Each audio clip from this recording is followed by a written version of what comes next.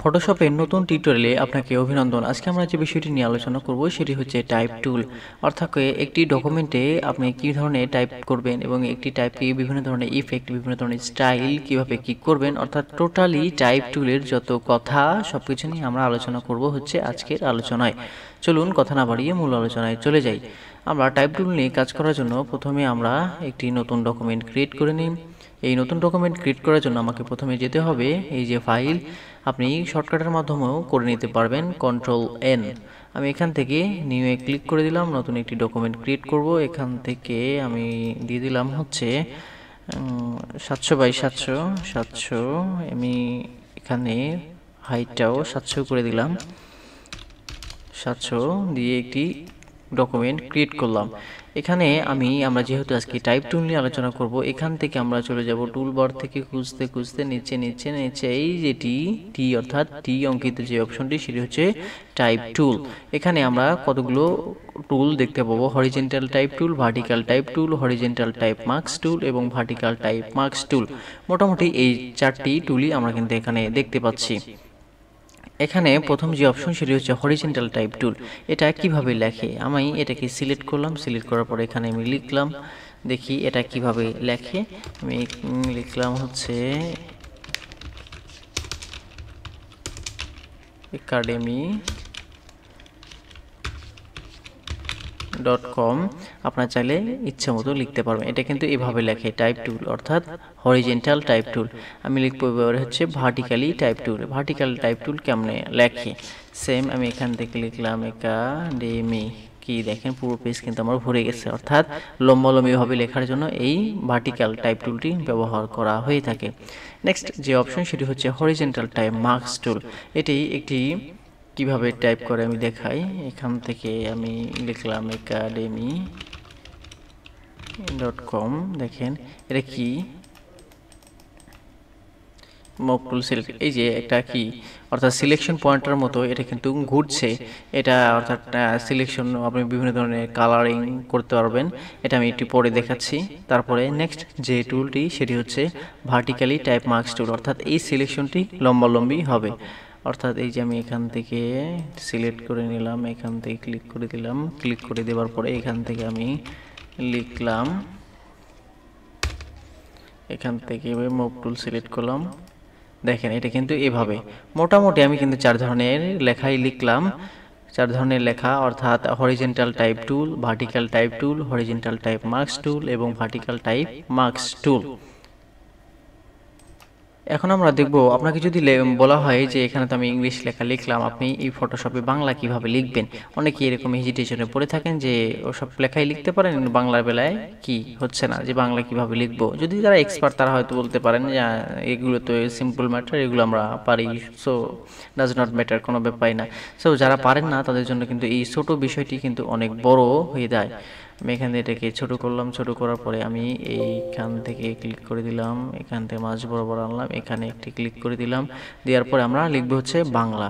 বাংলা লেখার জন্য এই যে এখানে আপনাকে একটা বিষয় খেয়াল করতে হবে, এই যে সেট দি ফন্ট ফ্যামিলি, এই ফন্ট ফ্যামিলি থেকে আপনাকে বাংলা লিখতে হবে। আমি জানি যে বাংলা লেখার জন্য আপনারা কি ফন্ট ইউজ করেন, মোটামুটি যদি নাম না জেনে থাকেন তাহলে এখন জানবেন, সেটি হচ্ছে সুতুনি এমজি। আপনাকে এখান থেকে এই ফন্ট ফ্যামিলি থেকে খুঁজে বের করতে হবে সুতুনি এমজি। আমি এখান থেকে খুঁজে বের করলাম, কোথায় আছে এই যে সুতুনি এমজি। এখান থেকে সিলেক্ট করে দিলাম। সিলেক্ট করে দেওয়ার পর আমি বিজয় ক্লাসিক করে দিলাম। বিজয় কিবোর্ড থেকে বিজয় ক্লাসিক। ক্লাসিক করে দেওয়ার পর আমি যদি এখানে লিখি, দেখি কি আসে লেখা। দেখেন আমি কিন্তু সুন্দরভাবে বাংলা লিখতে পারতেছি। আপনি চাইলে কিন্তু সুন্দরভাবে লিখতে পারবেন। মোটামুটি বুঝলেন যে আসলে বাংলা কিভাবে লেখা যায়। এবার দেখব আমরা কিভাবে একটা ইমেজের উপরে লিখবেন। আমি এটাকে কেটে দিলাম, নো। এখান থেকে আমি একটি ইমেজকে ওপেন করব। ওপেন থেকে এখান থেকে আমি এখানে লিখলাম, এটাকে সিলেক্ট করে দিলাম। সিলেক্ট করে দেওয়ার পরে এবার আমরা লিখবো হচ্ছে ইমেজের উপরে। এখান থেকে এখানে সিলেক্ট করে দিলাম, এখানে আনলাম। এখানে আনার পরে দেখেন ইমেজের উপরে টাইপ টুল সিলেক্ট করেছি। এখন এই যে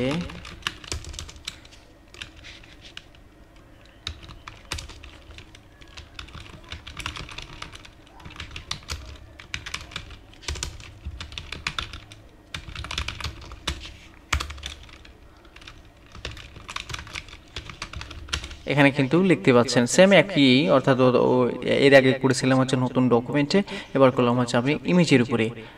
আশা করি বুঝতে পেরেছেন এটা ইমেজের উপরে কিভাবে লিখে। এখন আমরা দেখব হচ্ছে লেখা কিভাবে মুভ করবেন। এখান থেকে লিখলে আপনি যদি মনে হয় যে আমি এই লেখাকে মুভ করা দরকার, এই যে দেখেন অ্যাঙ্কর পয়েন্টই অর্থাৎ চারিদিকে যখন থাকবে এই অবস্থায় কিন্তু আপনি লেখাকে মুভ করতে পারবেন। এই যে দেখেন আমি এটাকে কিন্তু মুভ করতে পারতেছি।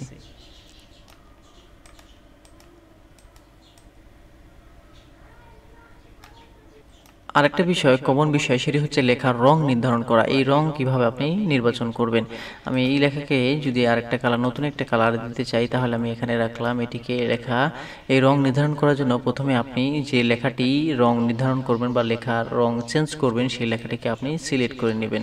আমি এই লেখাটিকে সিলেক্ট করে নিলাম, এখান থেকে এখানে পুরোটা সিলেক্ট করে নিলাম। সিলেক্ট করার পরে এই যে এখানে দেখেন একটা অপশন আছে, এই যে সেট দি টেক্সট কালার, অর্থাৎ এখান থেকে আপনি একটা রং সিলেক্ট করে নিলেন। এখান থেকে আমি সবুজ রং, এই দেখেন কালার কিন্তু এখানে চেঞ্জ হচ্ছে বন্ধুরা। এখানে যদি আমি একটু সরাই দিই, সরছে না। যে নিচে দেখেন এখানে কিন্তু লেখাকে রং কিন্তু চেঞ্জ হচ্ছে, এই যে দেখেন।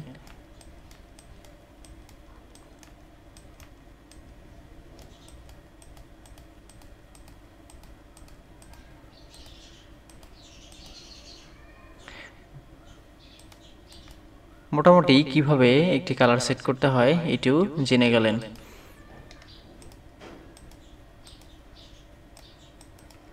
এবার আমরা দেখব হচ্ছে গার্ডিয়ান টুলের মাধ্যমে, এই যে অর্থাৎ এই যে এখানে গার্ডিয়ান বাকেট টুল, এই যে পেইন্ট বাকেট টুল বা গার্ডিয়ান টুলের মাধ্যমে কিভাবে আপনি বিভিন্ন ধরনের লেখার ইফেক্ট দিবেন। এটা দেখার জন্য আমি নতুন একটা ডকুমেন্ট ক্রিয়েট করি। এখান থেকে নিউ ফাইল, Ctrl+N, ওকে। এটা অনেক ছোট হয়ে গেছে, অর্থাৎ আমি মাপ ছাড়াই ক্রিয়েট করে ফেলেছি। এখান থেকে নিউ থেকে এখান থেকে আমি দিলাম হচ্ছে 1280, এখানে দিব হচ্ছে আমি 720, এখানে ওকে করে দিলাম। তো এবার পরে আমি কালারটাকে একটু চেঞ্জ করে দিই, একটু হোয়াইট রাখি, অল্টার ব্যাকস্পেস। এখান থেকে আমি টাইপ টুলটি সিলেক্ট করলাম, এখান থেকে সিলেক্ট করব হচ্ছে হরিজন্টাল টাইপ মার্কস টুল, এখানে রাখলাম। এখান থেকে আমি লিখলাম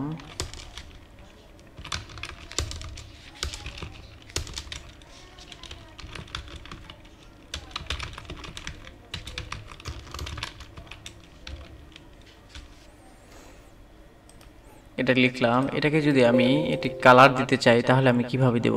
এখান থেকে আমি চলে যাব, এখান থেকে এই যে ফরগ্রাউন্ড এবং ব্যাকগ্রাউন্ড, এই বিষয়টি কিন্তু খেয়াল রাখবেন যে আপনি কি কালার দিচ্ছেন। এখানে আমি একটা কালার সিলেক্ট করে নিই, এখান থেকে আমি এটাকে হলুদ কালার দিব, হলুদ কালার রাখলাম। এখান থেকে আমি আলাদা কালার করে দিতে পারবি। এখান থেকে আমি গার্ডিয়ান টুল থেকে এখান থেকে আমি কোনটা করে দেব, এটি করে দিলাম। এই যে মাঝখানে বরাবর হচ্ছে রিফ্লেক্টেড গ্রেডিয়েন্ট, এই রিফ্লেক্টেড গ্রেডিয়েন্ট করে দিলাম।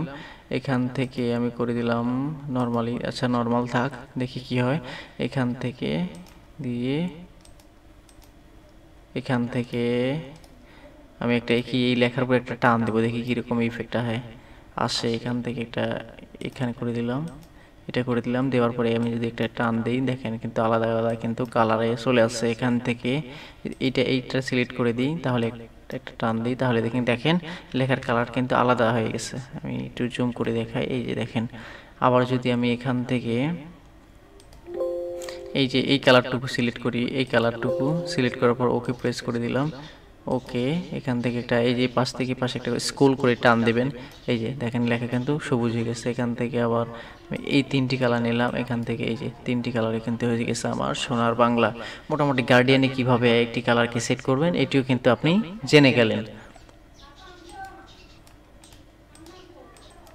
আরেকটা বিষয় এখানে বলার থাকে যে কিছু কিছু সময় আমাদের কিছু লেখার কিছু অংশ বড় করার এবং কিছু অংশ ছোট করার প্রয়োজন হতে পারে, তাহলে আপনি কিভাবে করবেন। এখান থেকে সেম এই লেখাটি আমি ডি সিলেক্ট করলাম, এখান থেকে রেক্টেঙ্গেল মার্কি টুল, এখান থেকে আমার আমি সিলেক্ট করে নেব, অর্থাৎ এখান থেকে আমার সিলেক্ট করলাম, সিলেক্ট থেকে টি দিয়ে এই যে আপনি কিন্তু বড় ছোট করে নিতে পারবেন, অর্থাৎ ফ্রি ট্রান্সফর্ম করেও বড় ছোট করে নিতে পারবেন। Ctrl DT select, move tool, এই যে এটা কিন্তু বড় হলো, এটা কিন্তু ছোট হলো, কিছু লেখা কিন্তু মিশে গেছে। আমি ওভাবে করিনি, আপনাদের দেখাদের সুবিধার্থে আমি করেছি, যাতে অল্প সময়ের মধ্যে আপনি অনেক কিছু শিখতে পারেন। এই জন্য আমি একটু মানে আর কি স্পিডেই বলি, আশা করি জানি বা বুঝতে পারবেন। এবারে আমরা দেবো হচ্ছে ওয়ার্প টেক্সট, অর্থাৎ ওয়ার্প টেক্সটের কাজ কি, এটা আমি ডিলিট করে দিলাম। ডিলিট করে দেওয়ার পরে নো থেকে নিউ ফাইল, নতুন একটা ফাইল ক্রিয়েট করলাম সেম আগের মতো। এটা এবার ক্রিয়েট করব হচ্ছে 700 বাই 700, ইন্টার। ওকে, নতুন একটি ডকুমেন্ট, এখান থেকে আমি টাইপ টুল, হরিজেন্টাল টাইপ টুল, এখান থেকে এটাকে এখানে নিয়ে আসলাম।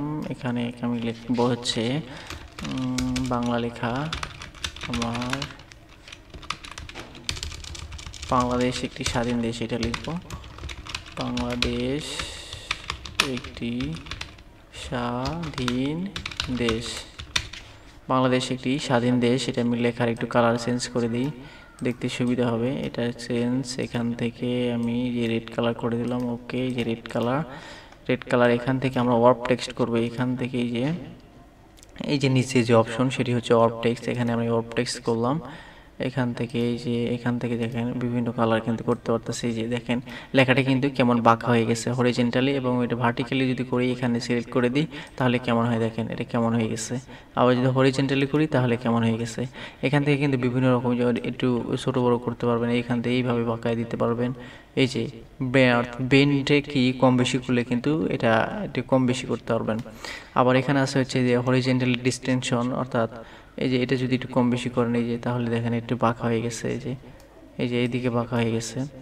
আবার এই যে ভার্টিক্যাল ডিস্টেনশন যদি দুদিকে একটু কমায় দেন, তাহলে এভাবে একটু কমবে বাড়বে। এটা এভাবে কিন্তু করতে পারবেন। আবার এই যে এখান থেকে আরেকটা মোড আছে যে এআরসি লোয়ার করার পরে যদি এইভাবে কম বেশি করেন, তাহলে কিন্তু দেখেন এটা কেমন ভাবে হবে। মোটামুটি এখানে অনেক কয় ধরনের অপশন আছে। এখান থেকে হচ্ছে ফ্ল্যাগ থেকে আপনি এখান থেকে ফ্ল্যাগ এই যে ফ্ল্যাগের মতো পতাকার মতো করতে পারবেন। এখান থেকে একটু বড় করে দিলেন, আর একটু সবকিছু বড় করে দিলেন, একটু ছোট করে দিলাম। এখানে অনেক ধরনের আছে, আপনি যদি একটু ট্রাই করেন, তাহলে কিন্তু প্রত্যেকটার অপশন আপনি বুঝতে পারবেন যে কোনটা কিভাবে কাজ করে। আমি যদি প্রত্যেকটার অপশন একটা একটা করে বলে দিই বা বলার চেষ্টা করি, তাহলে কিন্তু ভিডিও অনেক অনেক বড় হয়ে যায়, তাহলে কি দেখতে অসুবিধা হয়ে যায়। একেবারে আধা ঘন্টার ভিডিও অনেকক্ষণ ধরে পেঁচাল পড়ছে, কিন্তু কাজের কথা একটা নয়। এই জন্য আমি শর্টকাটের মধ্যে অনেক কিছু বলার চেষ্টা করি। এবার আমরা দেখব হচ্ছে আপনি ব্যাকগ্রাউন্ডের সাথে মিলায়ে একটি লেখা কিভাবে লিখবেন। আমি এটাকে কেটে দিলাম, ডিসকার্ড নো। এখান থেকে আমি একটি ওপেন থেকে একটি এখান থেকে একটা ছবি আমি সিলেক্ট করে নিব। এখান থেকে কোনটা নিব, কোনটা, এইটা নিলাম। এটা থেকে ওকে। এখানে আপনি যদি মনে করেন যে একটি ব্যাকগ্রাউন্ডের সাথে একটি লেখাকে আপনি সেম যে ব্যাকগ্রাউন্ডে দেখতে পাচ্ছেন পাতা কতগুলা, এই পাতার সাথে মিলিয়ে আপনি একটি লেখা লিখবেন, তাহলে কিভাবে লিখবেন। আপনি এখান থেকে যাবেন হচ্ছে এই যে হরিজেন্টাল টাইপ মার্কস টুল, এটাকে সিলেক্ট করবেন। সিলেক্ট করার পরে এখানে আপনি লিখবেন, আপনি লিখেন আগে, তারপরে যে কালারই হোক,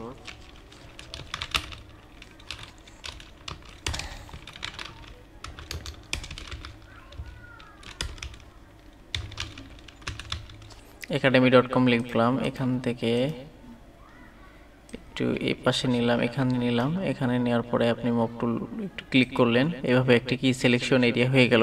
সিলেকশন এরিয়া হওয়ার পরে এখান থেকেই যে এই যে কন্ট্রোল নিউ, অর্থাৎ বা ক্রিয়েট নিউ লেয়ার মার্কস, অর্থাৎ ক্রিয়েট নিউ লেয়ার যেটাই বলেন আপনি, ক্রিয়েট নিউ লেয়ার একটা লেয়ার ক্রিয়েট করলাম।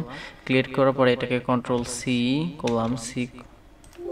সরি বন্ধুরা, এটাকে আপনি যে ব্যাকগ্রাউন্ডে থাকবেন, এই ব্যাকগ্রাউন্ডে যে টেক্সট, এই টেক্সট থাকা অবস্থায় কিন্তু কন্ট্রোল সি দিয়ে কপি করতে হবে। হচ্ছে না, ওয়েট, ব্যাকগ্রাউন্ডে যদি করি আমি, তাহলে কেমন হয় দেখি। আচ্ছা, ব্যাকগ্রাউন্ডে রাখলাম, ব্যাকগ্রাউন্ডে রাখা অবস্থা কন্ট্রোল সি দিয়ে কপি করলাম। করার পরে আমি এই যে লেয়ার 2-তে নিলাম, লেয়ার 2-তে ওকে, লেয়ার 2-তে নেবার পরে এটাকে কন্ট্রোল ভি দিয়ে পেস্ট করে দিলাম। কন্ট্রোল ভি দিয়ে কিন্তু লেয়ার 2-তে পেস্ট করে দিয়েছি। এখন আমি কি করব, লেয়ার 2-তে এই যেখানে এই যে লেয়ারে যে অপশনগুলো আছে, এই যে লেয়ার, এখান থেকে আমরা চলে যাব হচ্ছে লেয়ারে। লেয়ার থেকে এই যে লেয়ার স্টাইল থেকে চলে যাব হচ্ছে এই যে এখান থেকে কোথায়, এই যে কালার, এখান থেকে না, এই যে বিপ অ্যান্ড এমবোস, এই যে বিভেল অ্যান্ড এমবোস, এটাকে ক্লিক করব আমরা। বিভেল অ্যান্ড এমবোস এটাকে ক্লিক করে দিলাম। দেখেন এই যে কি লেখার সাথে কিন্তু ব্যাকগ্রাউন্ডের সাথে কিন্তু মিলে এখানে কিন্তু লেখাটা কিন্তু হয়ে গেছে। আর একটু যদি আপনি কম বেশি করে দিতে চান তাহলে কিভাবে করবেন, এই যে একটু কম বেশি করে দিলাম। দেখেন এই যে ব্যাকগ্রাউন্ডে এই যে এখানে দেখেন এই যে academy.com লিখছি, এটা কিন্তু কম বেশি হচ্ছে।